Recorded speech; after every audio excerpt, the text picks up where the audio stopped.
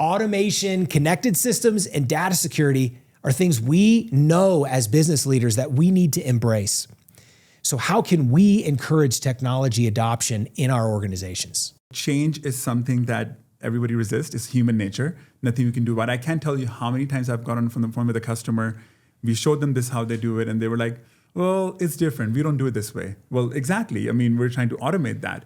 But people they just don't like changes. It's hard. I always say that these business processes are not revolutionary. These are evolutionary processes. They evolve over the time. You don't have to literally implement A to Z everything immediately and then expect everybody to adapt that, right? Yeah. So you can do step by step. Step by step is like, one of the suggestions that, especially from what we offer on the PayFabric side, is you can start PayFabric as a standalone system. Have a customer portal first, where you can use it on its own. Make it easy for your customers. Number one priority, again, customer service. Make it easy for your customers first.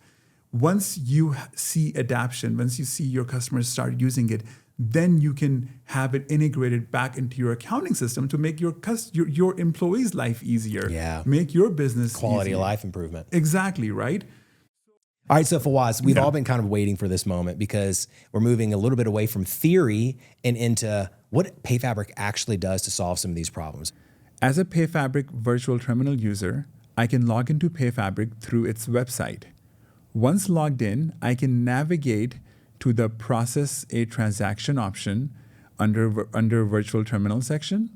This option will open the PayFabric Virtual Terminal page where I can enter my customer information and process a payment.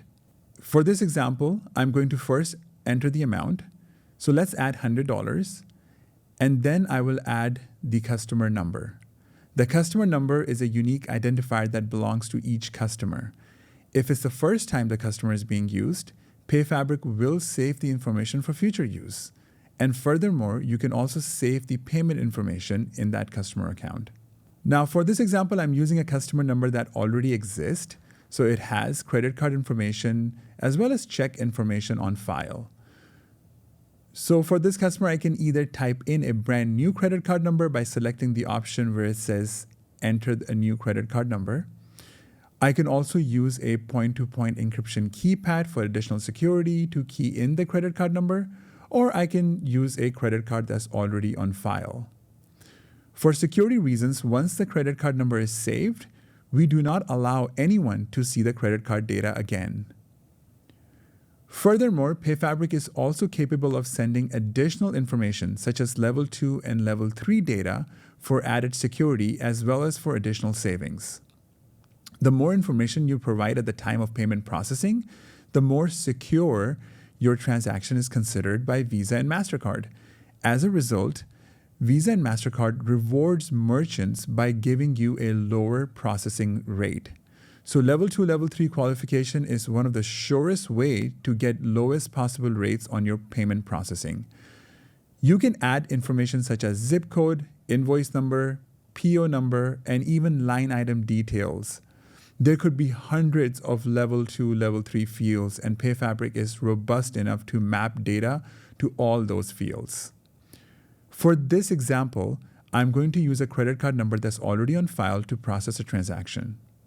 Once the transaction is processed, you will receive an approval or a decline message. In this case, a payment went through, so I got an approval message. If this payment was declined, I would have gotten a declined message.